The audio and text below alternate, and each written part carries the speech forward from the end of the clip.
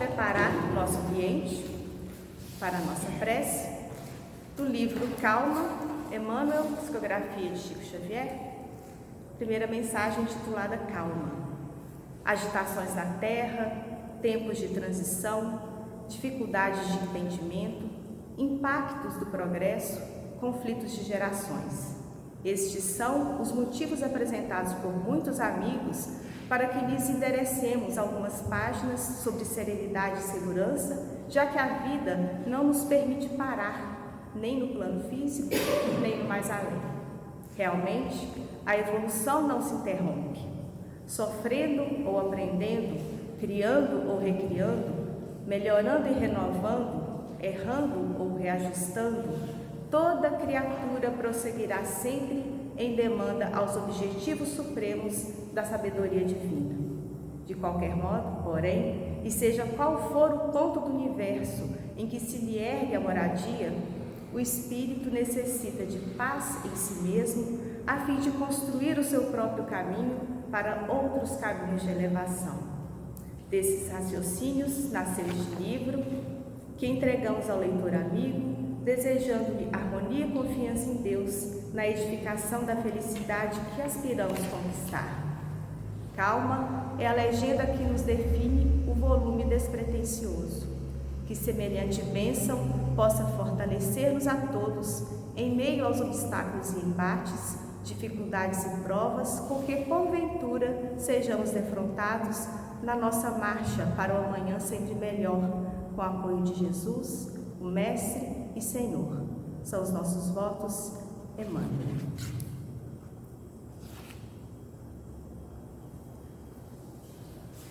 Elevando então os nossos pensamentos ao alto, rogando ao Pai as bênçãos a nos envolver, rogando a Jesus, o médico de nossas almas, nosso mestre, nosso guia e modelo, a Maria, nossa mãe bondosa, a Dr. Bezerra e toda a sua equipe, a presença amiga nesta noite, a serenar nossas almas, encher nossos corações de muita paz, de muita vontade de prosseguir, de vontade de aprender, de vontade de crescer como espíritos que somos todos.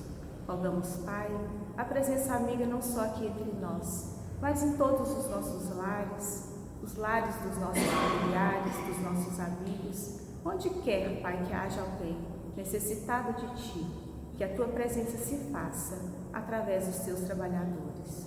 Que o Teu amor nos envolva sempre e nos guie sempre os passos, hoje e sempre. Então, hoje nós estamos recebendo o nosso companheiro Adriano, que falará para nós. Seja muito bem-vindo, obrigado pelo convite, a palavra é sua. O propósito dessa noite é dissecar esse livro, saboreá-lo, porque é um dos grandes clássicos da doutrina espírita, e eu pessoalmente já li ele 4 vezes, e toda vez que eu inicio uma leitura dele, a cada 7 anos eu vou lendo ele, eu vejo uma perspectiva nova, uma lição que eu não tinha percebido. É igual descascar uma cebola. Então, vale a pena um incentivo que nós possamos relembrar desse livro, né? Que é Memórias do Padre Germano. Então, o intuito dessa noite é incentivar a gente a estar sempre lendo as grandes obras da doutrina espírita, e eu considero essa uma das grandes maravilhosas, né? Até pelo que fala aqui na capa, é bom a gente ler, para a gente ver o tamanho dessa obra e a importância para nós, né? É de origem mediúnica essa maravilhosa obra, recebida num centro espírita da Espanha, nos fins do século XIX, e compilado pela notável escritora Amália Domingos Soler. Ela era chamada na época a dama do espiritismo espanhol. Esse estilo novelesco e luminoso do Padre Germano descreve o seu trabalho de sacerdote católico, desenvolvido durante a sua última encarnação, toda ela consagrada à consolação dos humildes e oprimidos. Vamos dizer que daquela parábola de Jesus, dos talentos, Padre Germano é um daqueles que recebeu muitos talentos e soube devolver à altura esses talentos de novo com o Mestre. Em tudo o que diz há tanto sentimento, tanta religiosidade e amor a Deus, tal admiração às leis eternas e tão grande enlevo pela natureza, que lendo seus escritos, a criatura mais atribulada se consola. A missão do Espiritismo é o consolador primitivo, né? E esse livro é de uma consolação muito infinita. O mais cético espírito medita, comove-se o mais insensível. Então, aquela pessoa muito indiferente, até ela se comove quando lê esse livro. O leitor encontra nessa obra uma demonstração inquestionável de que só o esforço pessoal, nobre e devotado, é que edifica para a eternidade. Então é muito difícil, perante tantos ensinamentos filosóficos e de reflexões que Padre Germano traz nesse livro, tentar resumir tudo isso, em uma hora de reunião é muito difícil. Eu deixei a minha intuição caminhar e pegando aquelas coisas que eu achava que seria interessante para ler essa noite, que a gente possa saborear a vida de Padre Germano e entender como que foi planejada essa obra no plano espiritual. A vida dele foi tão dedicada a Cristo que a providência divina tratou logo de trazer seu diário, porque ele tinha o hábito de tudo que fazia, trazer apontamentos num pequeno diário, da sua vida. E são reflexões filosóficas maravilhosas para a nossa vida. E interessante que tudo afinado com a doutrina espírita. Então nós vamos começar algumas coisinhas a começar a ler sobre esse livro,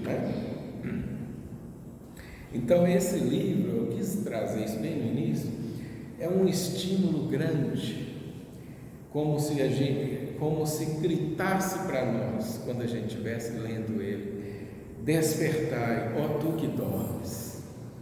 Esse livro dá um despertamento na gente. Somente pelo esforço pessoal poderemos acelerar a nossa evolução.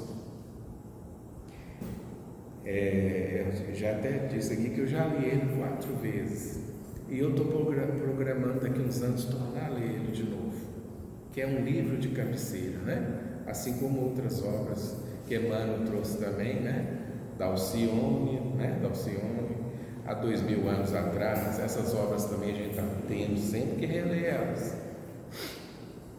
Então o Espírito, olha a palavras do Padre Germano, o Espírito entra de fato na posse de um reino quando sabe apreciar o lugar em que se acha.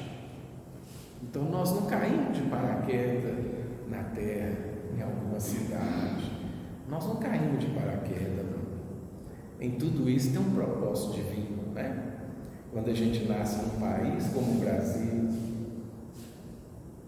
quando a gente nasce num estado como Minas Gerais, isso não é casualidade, não. Tem um propósito aí por trás disso tudo, E o Espírito tem que aproveitar as oportunidades que lhe cabe. Ele fala assim: saber apreciar o lugar em que se acha, preparai o reinado da justiça, Então nós vamos lendo essas reflexões do Padre Germano e a gente vai ver uma beleza poética, como ele via a vida. Certamente um espírito muito antigo, que já veio aqui várias vezes, Então vamos falar um pouquinho sobre o Padre Germano. Viveu entre o século XVIII a XIX. esses dados assim, ele não trouxe, não quis trazer certinho pela perseguição na época, porque ele batia de frente com o sistema romano, ele batia muito de frente. Provavelmente ao norte da Espanha ou sudoeste da França. Isso alguns estudiosos espíritas falando. Provavelmente ele viveu a sudoeste da Espanha ou sudoeste da França, no litoral do mar Mediterrâneo. Eu pessoalmente acho que é a França, pelas descrições da aldeia que ele fala, como a aldeia dele era. Eu acho, e muitos acham que ele viveu mesmo em uma aldeia banhada pelo mar Mediterrâneo.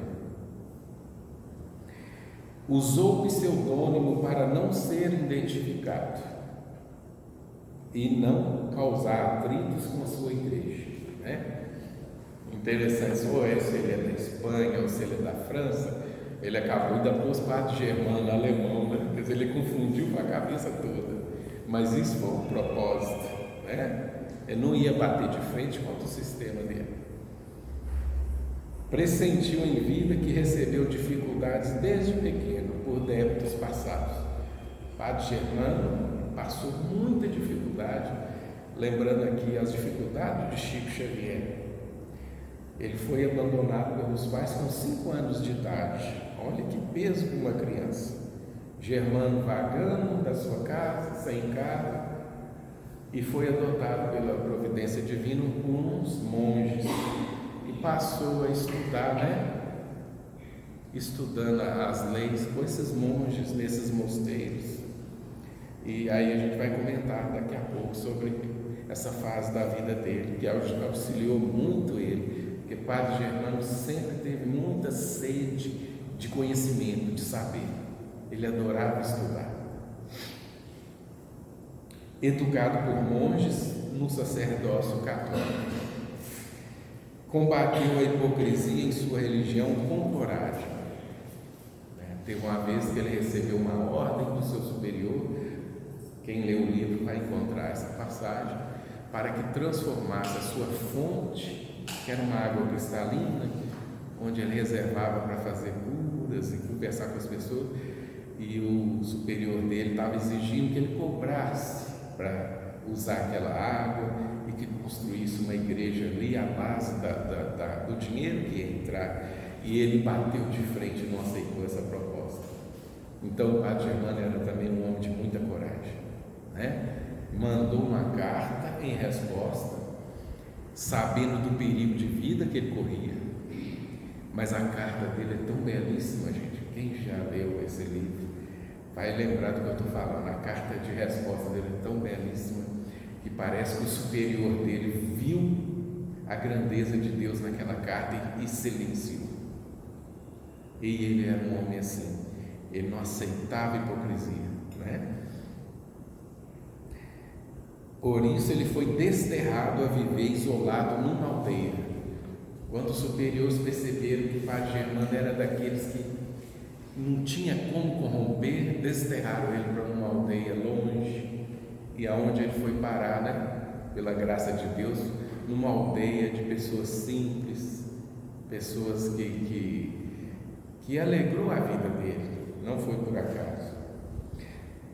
Outra coisa que ele fez muito, e está no livro, libertou várias mulheres do isolamento, de viver sozinha em mosteiros, né? Ele via que, ele conversava com as mulheres, via que ela não tinha vocação e tentava derrubar os pais de todo jeito, e muitas vezes o pai querendo pagar a promessa deles com a filha.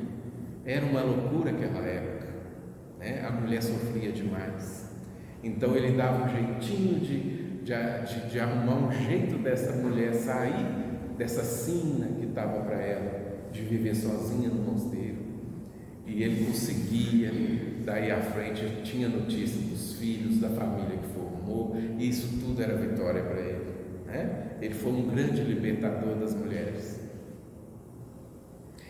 Salvou muitos criminosos da morte certa, regenerando-os, porque o homem ainda pensa assim: violência, punição, né? E Deus é diferente, Deus usa o tempo, né? Regeneração. Deus usa o tempo é a apoteose de Deus.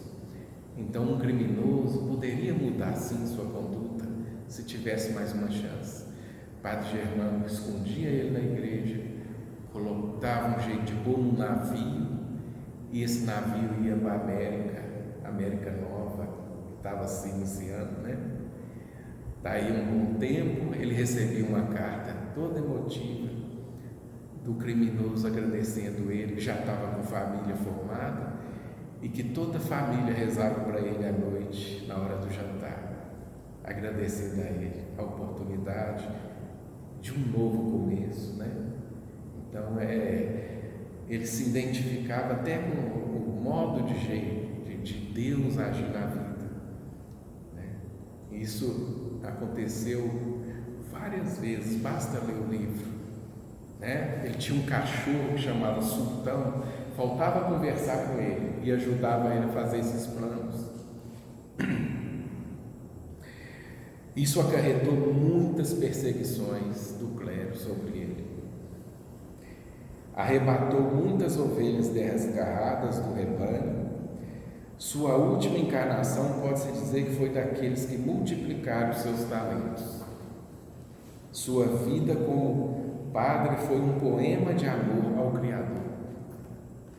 Tudo o que vivia relatava em seu pequeno diário. Foi abandonado pelos pais com 5 anos, sendo adotado por pescadores. Depois dos pescadores, os monges pegaram ele, né? Viram nele vocação para o sacerdócio. Sentiu fome, sentiu sede de conhecimento desde cedo, sendo atraído para a vida monástica. Foi grande consolador dos humildes e dos oprimidos. Cumpriu o celibato, compreendendo sua desarmonia com as leis naturais. Ele cumpriu o celibato, mas falava assim: eu tenho inveja dos padres da Inglaterra, aqueles que eram permitidos casar, né?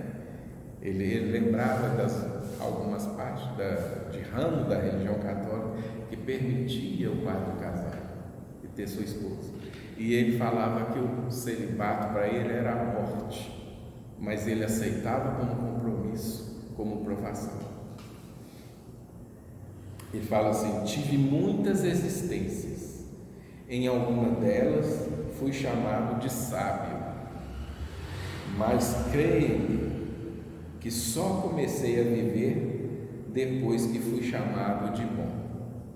Olha que frase filosófica que o padre traz para a gente. Ele só começou a sentir a vida com muito sentido quando ele começou a ser chamado de bom. É aquela frase que a gente fala, né? É muito bom ser importante, mas mais importante é ser bom, é ser um homem de bem. Isso está na frente de tudo. Possuía uma mediunidade incrível, intuitiva, vidência e clareaudiência. Padre Germano possuía uma mediunidade fora de série. Até penso eu que com essa mediunidade ele pôde ter êxitos nesse socorro que ele dava aos criminosos, às pessoas que estavam desesperadas, que é uma ferramenta maravilhosa para quem quer ajudar, né?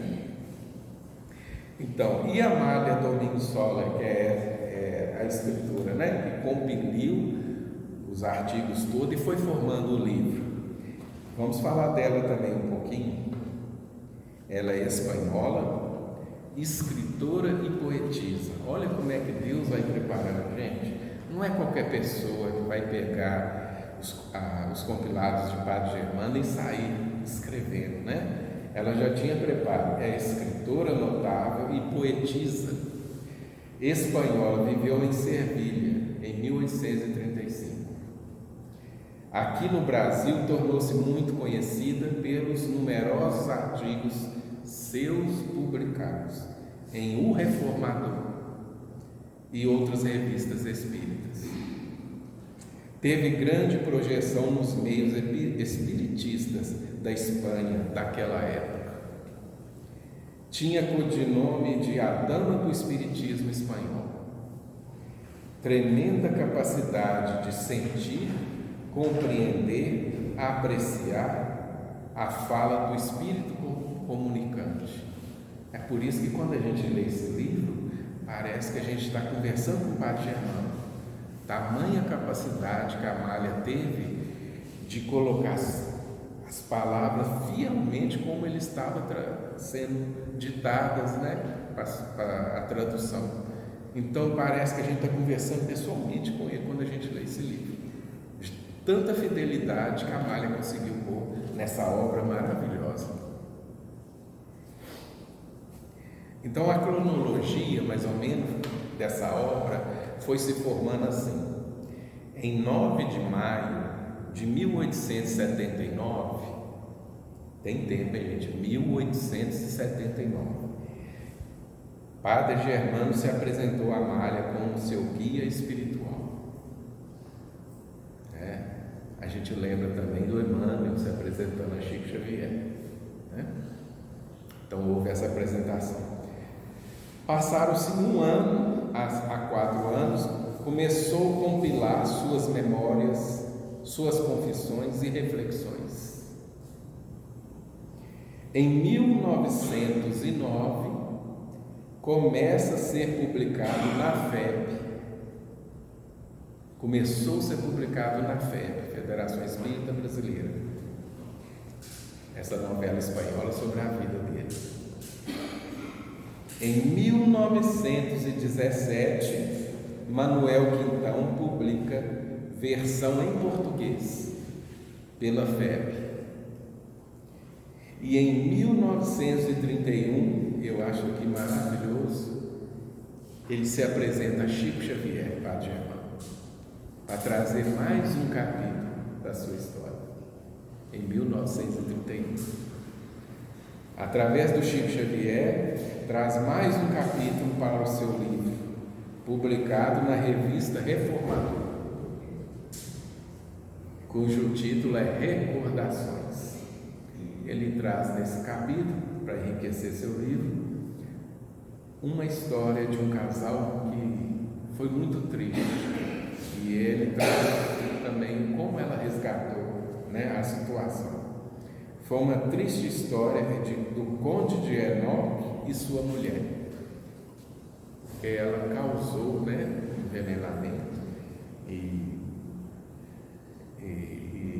ele acabou falecendo, o marido. Mas assim, Padre Germano começa a contar as consequências da causa e efeito nesse capítulo, como que a história termina e como houve o resgate muito doloroso.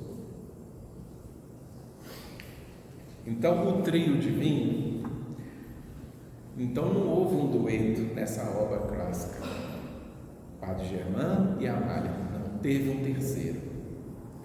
Precisavam de um médium inconsciente, sonambúlico, precisava desse instrumento. Padre Germano cita no livro que estava na procura e a bondade divina colocou no caminho dele esse médium. Precisava dele para completar o trio, né? Ele chamava Eudaldo Pagés, médium falante inconsciente, sonambúlico. Aí eu vou pegar um pouco do livro dos médiuns para a gente entender que mediunidade é essa. Mediunidade inconsciente sonambúlica. Aí nós vamos entender como que Padre Germano começou a trazer seu verbo, suas palavras, seus pensamentos, né? Amália Sólia já tinha falado, eu já falei dela, né? Em abril de 1880 teve um jornal, A Luz do Porvir. Essa escritora compilava os artigos dele, né? Na época não tinha gravador, não existia gravador, esse recurso, né? Então ela teve que compilar e redigir tudo manualmente, Amália. E a inteligência que se comunica, Padre Germano, né? Cujo é o pseudônimo de um padre católico, que não quis se identificar. E esse centro que começou a trazer as vidas dele na aldeia, chamava Centro Espírita A Boa Nova, da ex-Vila de Graça. E é interessante, hoje a gente tem nos estudos, o Google, né? Que eu estudando isso aqui, poxa, mas ex-Vila de Graça deve ser uma vila graciosa na Espanha, né? De pescadores. Eu fui no Google, lá foi lá, Vila de Graça, Espanha. Aí vem as fotos antigas e a gente começa a sentir aonde o Padre Germano, né, começou a se apresentar para a Malha e trazer esses artigos para a gente. O recurso do Google ajuda muita gente a estudar. Todos os vilarejos da Vila de Graça da Espanha eu procurei no Google para sintonizar um pouco, né, esse estudo. E a gente sente a energia desse lugar, né? Ex-Vila de Graça. Quem puder acessar no Google vai ver como é que foi o vilarejo lá. Então, ao trio, Padre Germano, Eudaldo e Amália Sólia. Esse trio trouxe uma obra fantástica para nós. E viva a mediunidade. Aí nós vamos entender como que essa mediunidade funcionou. Está no Livro dos Médiuns, capítulo 14, item 172, mediunidade sonambúlica e inconsciente. A psicofonia sonambúlica é um tipo de mediunidade em que o espírito comunicante se utiliza dos órgãos físicos do médium ligados ao centro de força responsável pela fala, exteriorizando através da palavra o seu pensamento. O espírito assume todas as suas faculdades, sem as restrições impostas pela matéria. Seu corpo se torna um objeto inteiramente afastado do espírito. Então, o médium, ele se afasta do seu corpo para que a inteligência comunicante possa usar o corpo dele e usar os órgãos fonados. O médium serve de instrumento a outra inteligência e ele é passivo e o que diz não é dele. Então, tudo o que falar Padre Germano, Eudaldo, depois ele esquece, ele não consegue. Ele entrega passivamente o instrumento para que o padre possa falar, né? Permite que o comunicante se apodere do corpo físico como se o pegasse emprestado, utilizando como se estivesse encarnado. O médium fica com o cérebro perispiritual ligado ao seu corpo pelo chamado cordão fluídico. Então a gente entende aqui que essa mediunidade foi a que precisava do Padre Germano. Ele já tinha vivido naquela aldeia, precisava colocar as coisas e os sentimentos que ele tinha vivido com as lições que carregava. Então, não podia usar um médium que interferisse em seus pensamentos. Ele teria que ser um instrumento dócil, né? Que deixasse ele usar os órgãos da fala. E aí juntou o trio divino, né? E começaram a fazer esse excelente trabalho. Então agora que a gente já discorreu sobre esses três, nós vamos agora começar a ganhar de presente essas confissões, essas meditações do Padre Germano. São maravilhosas. Ele aborda vários temas da doutrina espírita. E não tinha espiritismo naquela época ainda, né? E ele começa a abordar coisas que estavam identificando com a doutrina espírita, né? A época que o Padre Germano viveu, eu tenho certeza absoluta que os monges devem ter apresentado Platão e os grandes profetas da Grécia Antiga para ele, a contragosto deles, porque os monges tinham preocupação que ele não soubesse muito. Então eles freavam o Padre Germano, porque ele tinha muita sede de saber. Nós vamos ler isso aqui. Olha a frase que o Padre Germano traz para a gente. na religião do amor universal, todos os seres dedicados ao progresso podem ser grandes sacerdotes. Que sacerdotes não são unicamente os vestidos de manto. Isso aqui é muito importante, né? Sacerdotes, na visão de Padre Germano, não são unicamente aqueles vestidos de toga, de manto, como que chama? Batina, né? Não é isso. Padre Germano aqui fala que pode ser um sacerdote na ciência, na filosofia, na religião, né? Sacerdote é todo aquele que serve em quaisquer lugares, em qualquer profissão, o perfume da caridade. Nós temos aqui a foto aqui atrás, o sacerdote da medicina, né?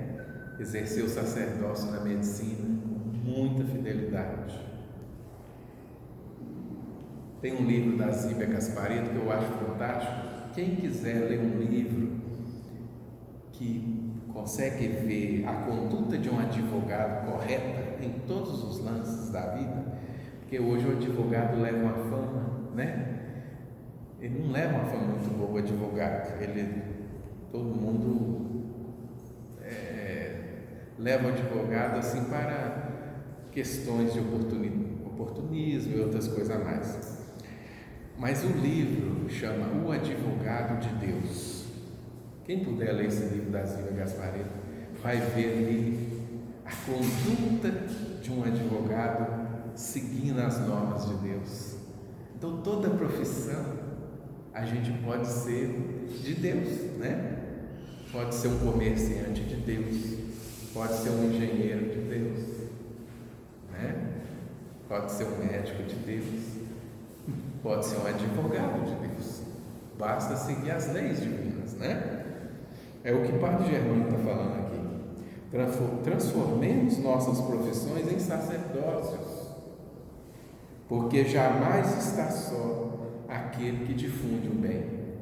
Jamais está só, né? Sacerdote pode ser na ciência, filosofia e religião.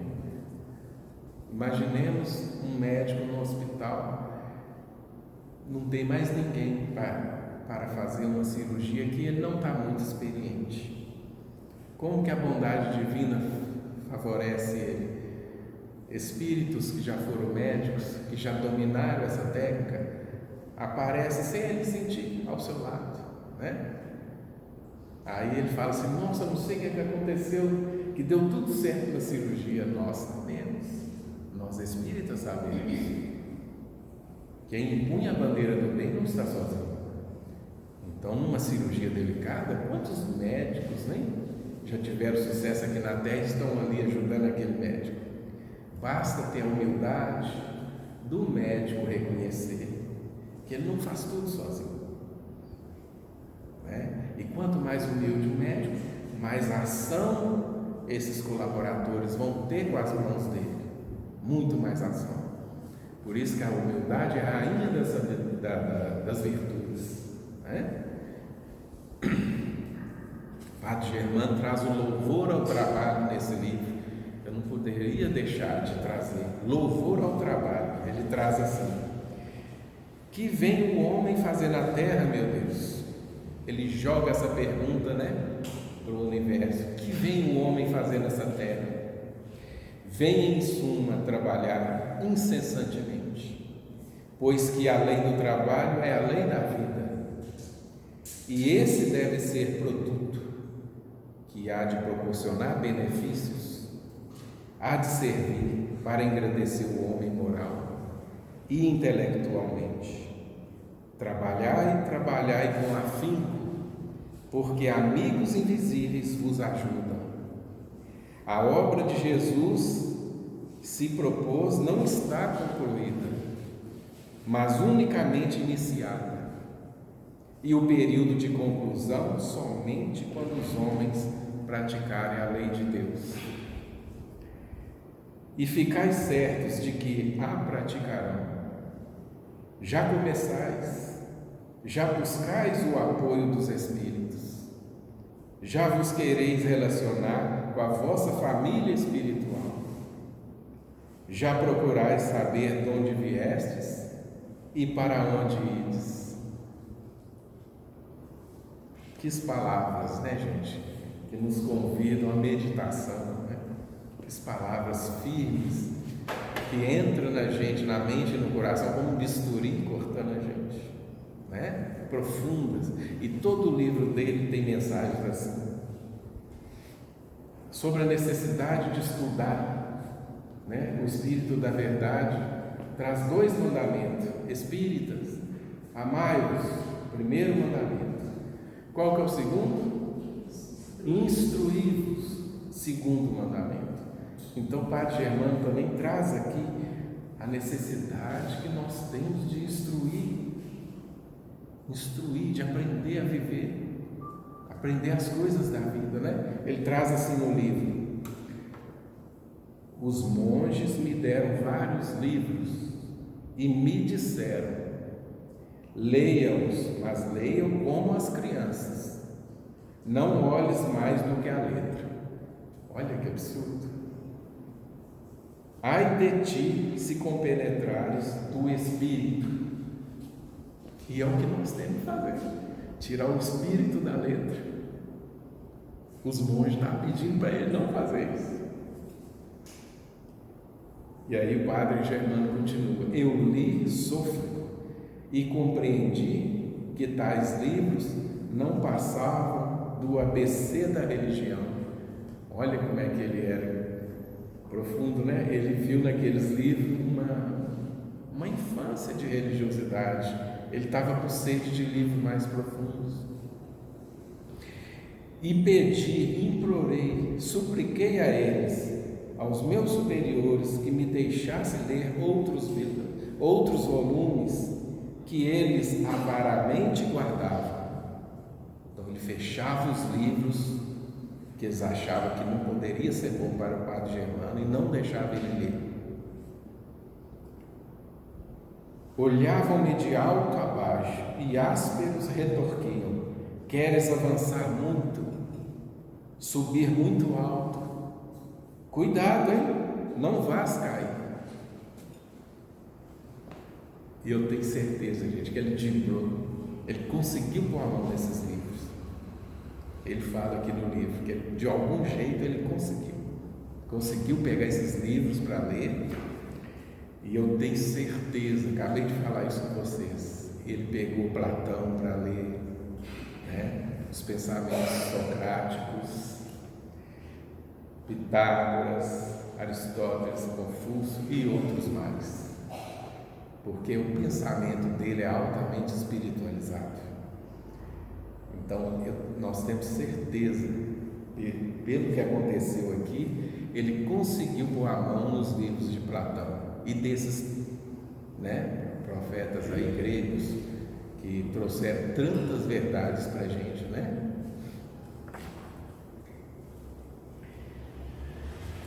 Quis trazer para nós hoje uma frase que ele falou quando fez 25 anos. Vocês imaginam o Padre Germano com 25 anos, em plena juventude, né? Metade do que eu tenho hoje.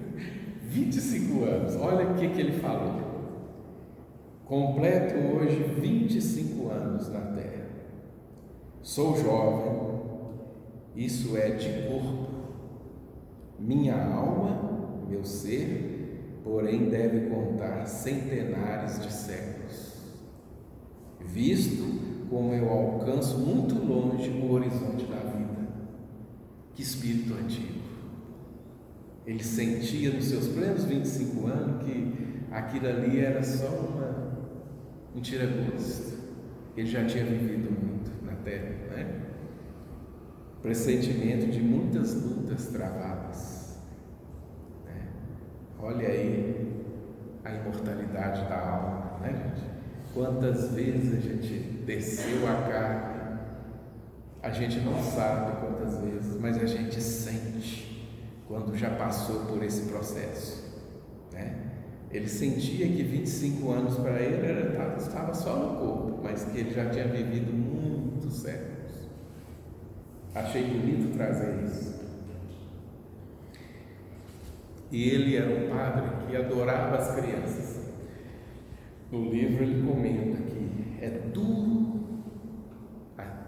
ao escutar confissões de adultos. É duro. E ele não gostava de confissão auricular, né? Ele não gostava. Ele diz que escutar as confissões dos adultos deixava ele triste, cara, e desesperançoso com a vida. Diz que a coisa que ele mais gostava era escutar os pecados das crianças, né? As criancinhas. Então a criança, padre, desobedeci meu pai, andei descalço, não pus o sapato. Quer dizer, ele adorava escutar as confissões das crianças, mas dos adultos ele tremia. Ele fala isso no livro, né? E ele, percebendo nesse contato com as crianças, adorava as crianças, saía com elas para a natureza, pegava 15 crianças, saía para o mar, para a natureza, dar aula ao vivo, né? E ele começou a perceber as tendências que a gente traz de outras vidas. Ele faz assim, ele traz assim no livro: na verdade, há poucas crianças malvadas. A ambição e a profunda avareza não despertam nos primeiros anos. Olha que interessante, a avareza, né, e a profunda ambição não despertam nos primeiros anos. E as demais paixões que amesquinham o homem também só se desenrolam na juventude. A meninice é o símbolo da pureza, exceção feita somente para os espíritos rebeldes. As crianças, na sua generalidade, são as formosas flores da vida. E hoje o Espiritismo nos ensina, né, gente, que a criança é uma massinha de modelar, né? De 0 a 7 anos a gente consegue muita coisa com elas. Modular as más tendências, né? Ele está falando aqui que, pelo que eu estou vendo, a partir dos 7 anos de idade a gente já começa a perceber as coisas ruins que fizemos no passado. Aquilo que mais nos pesa, né? Então começa a aparecer as más tendências nas crianças. Por isso que a gente apavora com os nossos adolescentes, né? Quando chega a adolescência, a gente fica apavorado, porque a gente não está sabendo lidar com as tendências que ele tinha de vidas passadas. E o Padre Germano percebeu isso, as tendências começando a aparecer nas crianças. E a influência também dos espíritos em nossos pensamentos. Ele traz um livro também, que é um alerta para nós sobre vigilância, né? Orar e vigiar, e nós temos que ter vigilância com os nossos pensamentos. O Padre Germano traz assim para nós: permaneceis sempre de sobreaviso, perguntai continuamente a vós mesmos se o que pensais hoje está de acordo com o que ontem você pensava. E se desse exame resultar sensível diferença, acautelai-vos, lembrando que não estáis sós, que os invisíveis vos rodeiam, expostos que vos achais ao seu assédio. Fui fraco uma vez e asseguro-vos que esse fatal descuido me custou muitas horas de tormento. Eu li essa passagem no livro sobre esse descuido dele. Uma fiel queria trocar, né, a vida errada dela por uma igreja, para montar uma coisa, e ele não tolerou escutar ela, e ele explodiu. E ele custou voltar à normalidade depois que ele explodiu, né? E ele diz que esse sentimento de explosão estava acompanhado com muitos espíritos em comunhão com ele. vigiai, precisamos vigiar, né? É a lição da vigilância.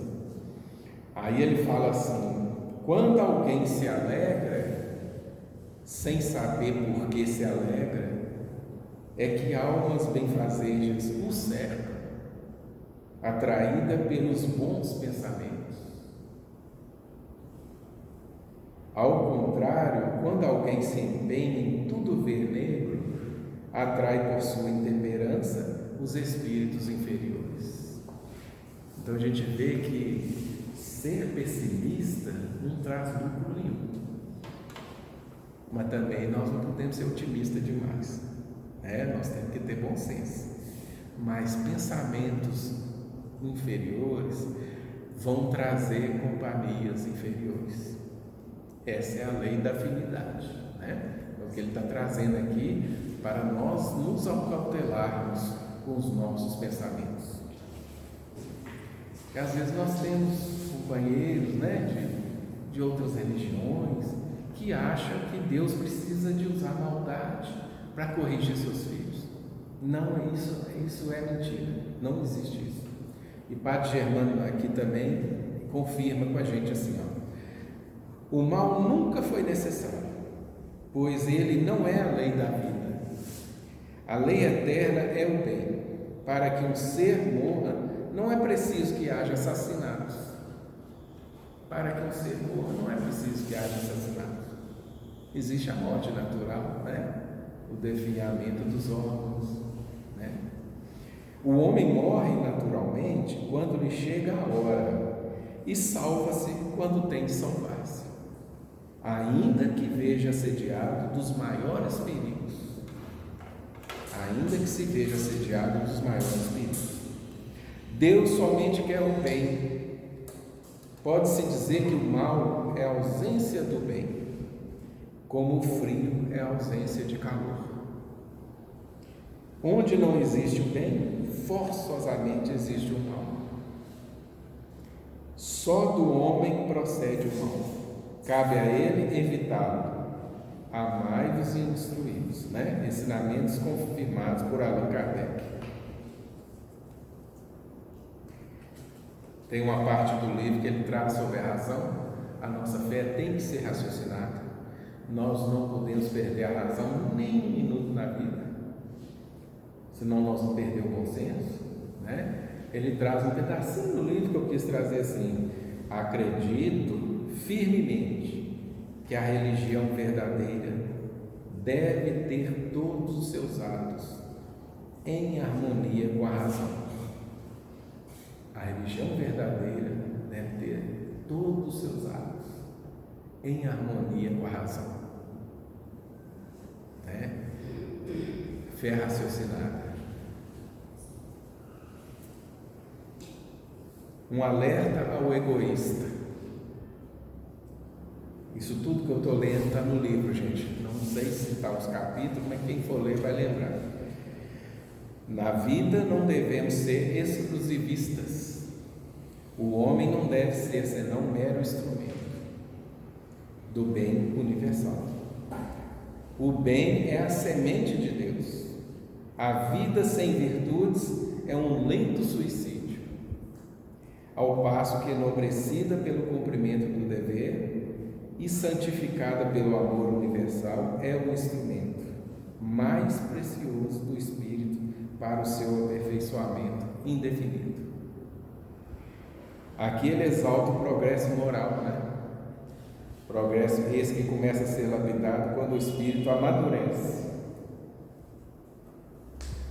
Às vezes o Espírito muito preocupado em progresso intelectual, mas quando ele amadurece realmente, ele começa a preocupar, mesmo que seja tarde, nunca é tarde para Deus, né? Com seu progresso moral. Sobre a indiferença, olha o que ele traz no livro: nem todos os espíritos vêm à Terra dispostos a progredir. Nem todos os espíritos vêm à Terra dispostos a progredir. A maior parte vem para passar o tempo sem pressa de se adiantar, porque a indiferença é o seu estado habitual. Eu estava estudando um dia sobre a indiferença, lá estava escrito pela Joana de Ângeles, né? Não, Hermance, estava assim: a indiferença é o orgulho na sensibilidade. É quando o orgulho toma conta da sensibilidade, aí a gente é indiferente. Foi o que o bom samaritano não teve, né? Ele teve a sensibilidade de ver que precisava prestar um socorro. Então o samaritano não foi indiferente. O Padre Germano chama atenção aqui e cuidado com a indiferença nossa na vida. Quando, porém, o homem cai e se fere, tornando a cair para fazer mais profunda a sua ferida, então sim começa a pensar que precisa trabalhar, instruir-se, lutar, não precisamente com o outro, mas consigo mesmo. É o bom combate, né? Lutar com a gente mesmo. Ser hoje melhor do que ontem e ser amanhã melhor do que hoje. Então a indiferença, gente, é um tipo de orgulho, sim, que devemos vencer. Não podemos ser indiferentes com as coisas de Deus. Aí Padre Germano traz assim: qual o principal pecado? Aí ele traz nos seus apontamentos, explicando: está no conhecimento do mal.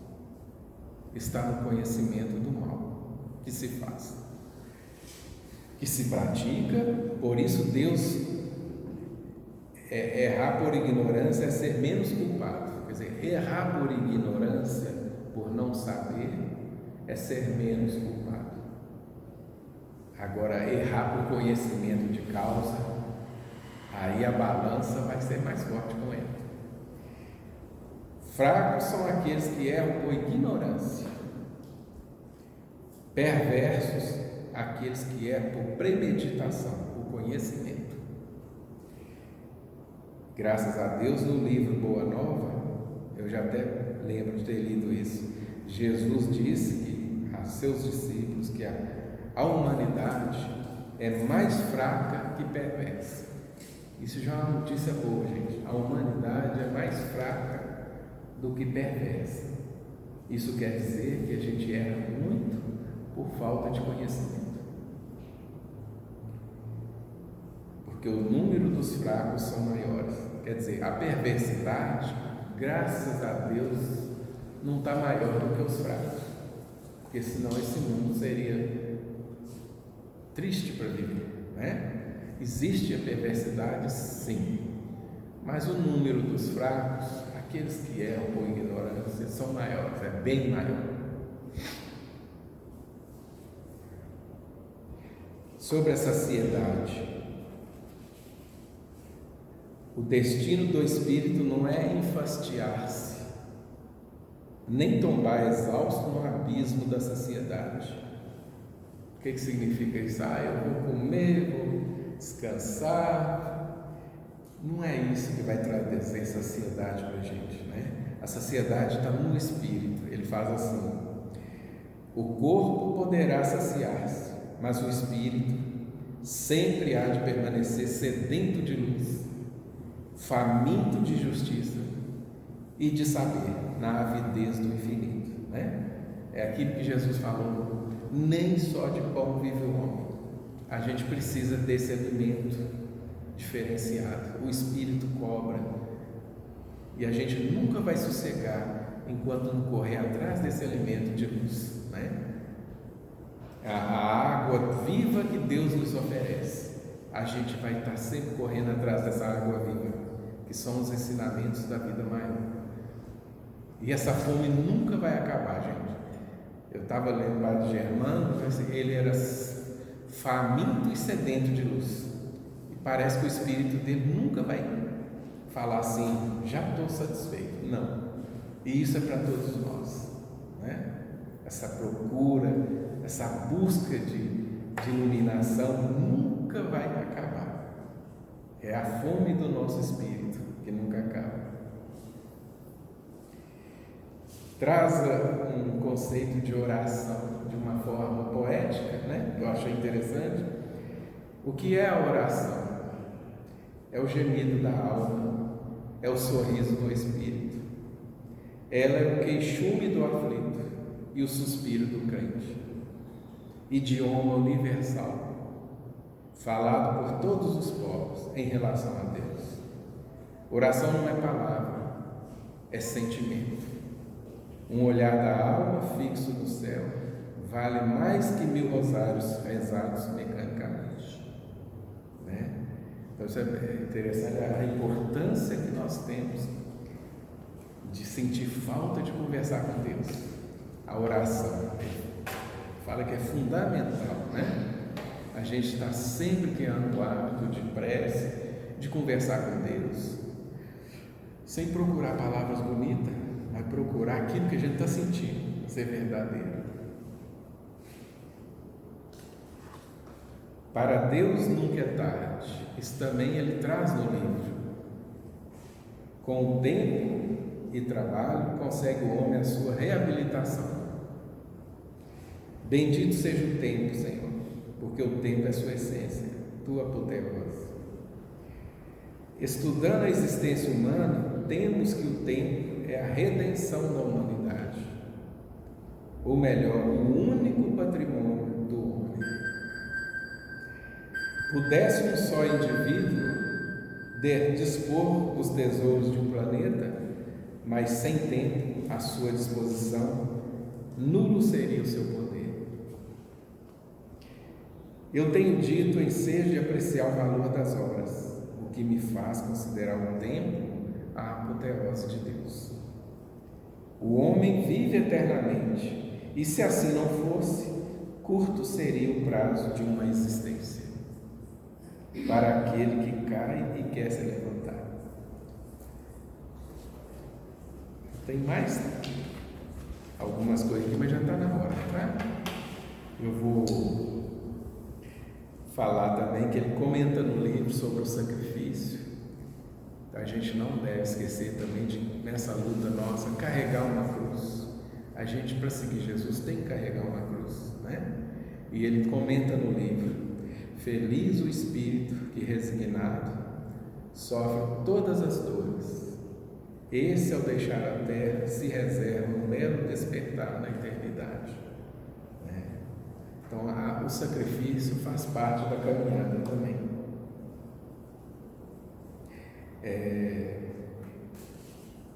Ele não confundia dever com santidade. Teve um fiel da aldeia lá, falou com ele que ele era um santo, e a humildade dele não deixou ele aceitar esse elogio, né? Ele comenta aqui o que o morador da aldeia falou com ele: padre, me disseram que eres um santo. Ele respondeu: nada, não confundais o dever com a santidade. Na terra não há santos, mas homens que podem às vezes cumprir sua obrigação. E eu, ao prestar-vos o meu fraco auxílio, apenas cumpri 2 sagrados deveres, a saber: consolar o aflito e ensinar as crianças a praticarem os mandamentos de Deus. Não fui santo, não. Estive muito longe de o ser, mas tive a intuição do progresso e da moral. Agora nós vamos ler o final do estudo, ele falando do seu pequeno diário que ele anotava, né? E naquela época ele falava assim: oh meu Deus, um dia, né, eu vou embora desse mundo. Para quem vai ficar esse diário? Quem vai encontrá-lo, né? Isso fazia parte das preocupações do padre Germano. Então eu vou ler aqui o que está no livro, ele falando desse pequeno manuscrito. Ele fala assim: manuscrito querido, quando eu amanhã deixar a terra, sabe Deus aonde irás parar. Quem quer, porém, que te possua, desejo aprenda nessas confissões e reflexões de minha alma a que extravios nos conduzem às paixões desordenadas.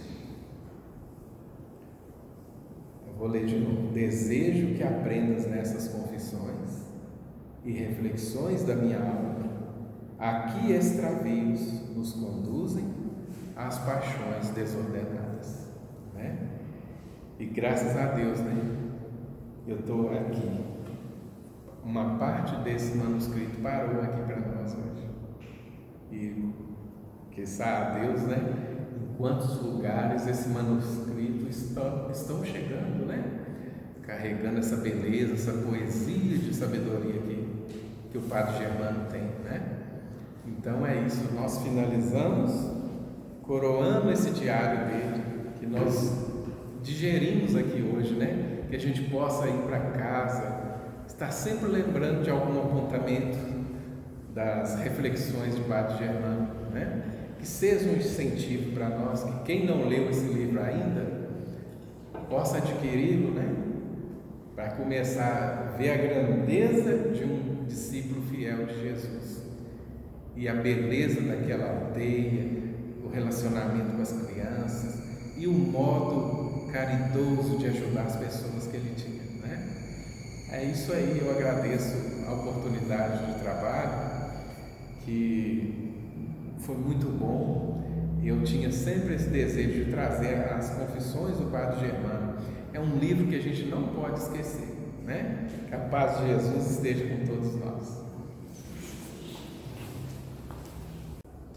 Nós agradecemos ao Adriano pela presença nessa noite, pelas reflexões que nos trouxe. Eu acho que saiu daqui, quem ainda não leu, com muita vontade de ler. E é interessante a gente pensar em quantos exemplos maravilhosos nós temos para nos espelhar. São muitos exemplos. As obras espíritas nos trazem histórias maravilhosas desses personagens que marcaram a história do cristianismo. Então, que a gente possa buscar inspiração nessas almas, né, tão queridas por nós. Então vamos fechar os nossos olhos, buscar nossa conexão com o alto, agradecendo ao Pai a oportunidade de mais uma vez aqui nos encontrarmos, buscando aprender um pouco mais e que esse aprendizado faça diferença em nossas vidas, nos auxilie, acima de tudo, na nossa melhoria, na nossa autotransformação. Que o teu amor, Pai, se estenda a todos que neste momento passam por dificuldades, por dores, sejam elas físicas, sejam elas dores da alma. Que os teus bondosos trabalhadores visite a todos, derramando sobre cada um o lenitivo, a tranquilizar, a acalmar os corações. Que tenhamos, Pai, sempre muita força, muita fé, muita perseverança para enfrentarmos as vicissitudes que se nos apresentam. Mas sabemos, Pai, que com o exemplo de Jesus e com o auxílio de tantos abnegados trabalhadores, nós daremos conta de prosseguir firmes nos objetivos a que nos propomos.